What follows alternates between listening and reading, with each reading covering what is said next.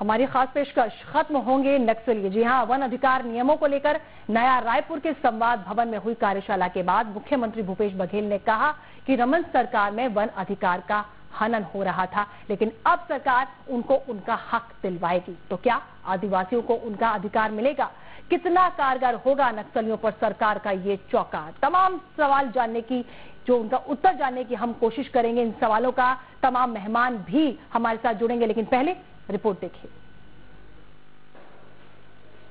बुधवार को नया रायपुर के संवाद ऑडिटोरियम में भूपेश सरकार ने जब सिविल सोसाइटी से जुड़े लोगों के बीच वन अधिकार कानून के क्रियान्वयन के लिए जिम्मेदार विभागों के अधिकारियों के साथ बातचीत की, तो लोगों को लगने लगा कि राज्य की एक बड़ी आबादी की उस जरूरत को पूरा करने की दिशा में सरकार कदम आगे बढ़ा रही है, जिसे अब तक या तो नजरअंदाज कर दिया गया या फिर राजनीतिक फायदे के लिए इस कानून का इस्तेमाल किया जाता रहा।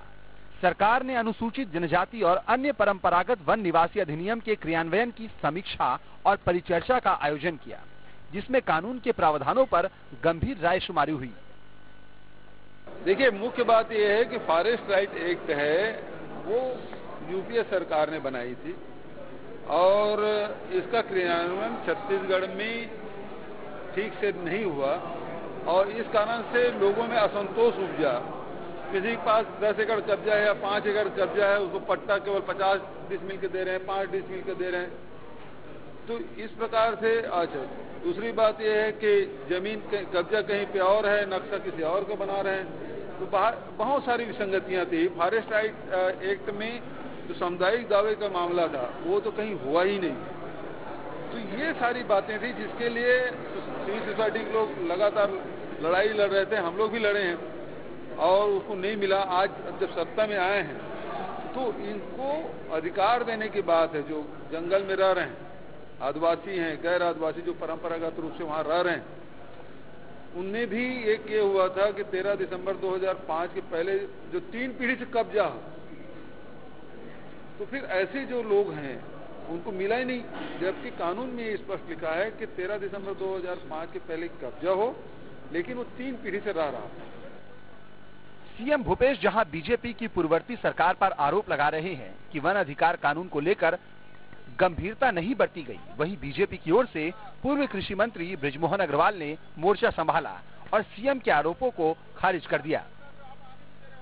इसलिए मुझे लगता है कि ये वन भूमि के पट्टे बांटने का जो मामला है ये थोड़ा टेक्निकल मामला है और इसको बांटने की जिम्मेदारी तो प्रशासन की है।